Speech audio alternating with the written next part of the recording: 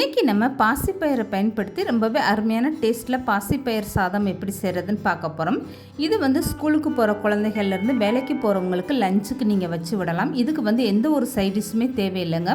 அப்படி இந்த சாதத்துக்கு நீங்கள் சைடிஷ் வச்சு விடணும்னா ரொம்ப சிம்பிளாக அவிச்ச முட்டை அப்படி இல்லைன்னா தயிர் வெங்காயம் வச்சு சாப்பிட்லாங்க. ரொம்பவே அருமையான டேஸ்ட்டாக இருக்கும்.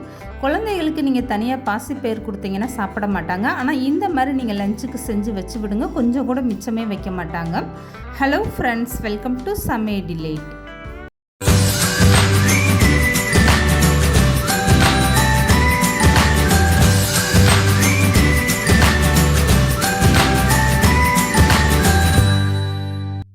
இப்போ இந்த பாசிப்பயிர் சாதம் செய்கிறதுக்காக ஒரு கிளாஸ் அளவுக்கு நான் பாசுமதி ரைஸ் எடுத்திருக்கேன். எந்த கிளாஸில் இல்லை கப்பில் நீங்கள் அரிசி அளந்து எடுக்கிறீங்களோ அதிலே அரை கப் அளவுக்கு நீங்கள் பாசிப்பயிர் எடுத்துக்கோங்க.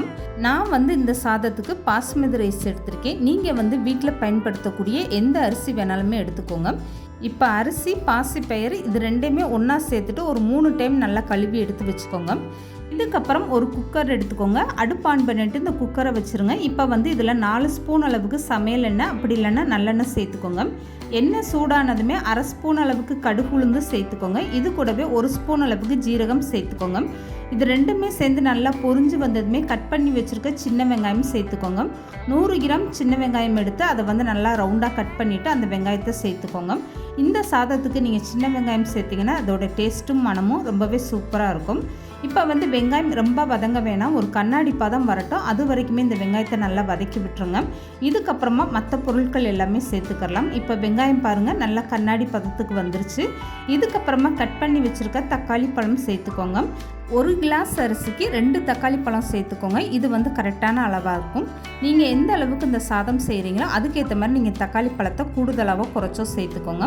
இப்போ தக்காளி கூடவே 2 பச்சை மிளகாய் சேர்த்துட்டு கொஞ்சமாக கருவேப்பிலை சேர்த்துட்டு நல்லா வதக்கி விட்டுருங்க. இந்த தக்காளி நல்லா ஓரளவுக்கு மசிஞ்சு வெந்து வரணும், அது வரைக்குமே நல்லா வதக்கி விட்டுருங்க. இப்போ தக்காளி வதங்கும் போதே இது கூட 1 ஸ்பூன் அளவுக்கு இஞ்சி பூண்டு பேஸ்ட்டு சேர்த்துக்கோங்க. இப்போ இஞ்சி பூண்டு பேஸ்ட்டு சேர்த்ததுக்கப்புறம் நல்லா வதக்கி விட்டுருங்க. இந்த இஞ்சி பூண்டோட பச்சை வாசனை போகட்டும், அது வரைக்குமே நல்லா வதக்கி விட்டுருங்க. இப்போ இந்த தக்காளியுமே ஓரளவுக்கு நல்லா மசிஞ்சு வந்துருச்சு பாருங்கள். இதுக்கப்புறமா 1/4 ஸ்பூன் அளவுக்கு இதில் மஞ்சள் தூள் சேர்த்துக்கோங்க. இந்த சாதத்தில் மஞ்சத்தூள் சேர்க்கறதுனால பார்க்குறதுக்கு நல்ல ஒரு கலராக இருக்கும். அதனால் 1/4 ஸ்பூன் அளவுக்கு மட்டும் மஞ்சத்தூள் சேர்த்துக்கோங்க. இப்போ மஞ்சத்தூள் சேர்த்ததுக்கப்புறம் இந்த தக்காளியை நல்லா இந்த மாதிரி கலந்து கொடுத்துருங்க. இப்போ பார்க்கும்போதே தெரியும் தக்காளி எந்த அளவுக்கு நல்லா வெந்து மசிஞ்சு வந்துருச்சு பாருங்கள். இந்த சாதத்துக்கு தண்ணியோட அளவு பார்த்தீங்கன்னா பாஸ்மதி ரைஸு ஜீரக சம்பா எடுத்திங்கன்னா எந்த கிளாஸில் கப்பில் எடுக்கிறீங்களோ 1க்கு 1.5 கப் அளவுக்கு தண்ணி அளவு வச்சுக்கோங்க. இதோட சேர்த்து அரை கப் அளவுக்கு பாசிப்பயிர் எடுத்துருக்கோம். அரை கப்பு பாசிப்பயிர்னா அதுக்கு சேர்த்து 1 கிளாஸ் அளவுக்கு நீங்கள் தண்ணி எடுத்துக்கோங்க. மொத்தத்திலே 1 கிளாஸ் அரிசினா அரை கிளாஸ் அளவுக்கு பாசிப்பயிர், இது ரெண்டுக்குமே சேர்த்து 2.5 கிளாஸ் அளவுக்கு தண்ணி எடுத்திங்கன்னா போதும். இது கரெக்டான அளவாக இருக்கும். இப்போ தக்காளி எல்லாம் நல்லா வதங்கினதுக்கப்புறம் அளந்து வச்சுருக்க தண்ணி சேர்த்துக்கோங்க. இது கூடவே தேவையான அளவு உப்பும் சேர்த்துக்கோங்க. இப்போ 1 ஸ்பூன் அளவுக்கு சாம்பார் பொடி சேர்த்துக்கோங்க. 1 ஸ்பூன் அளவுக்கு ஜீரகத்தூள் சேர்த்துக்கோங்க.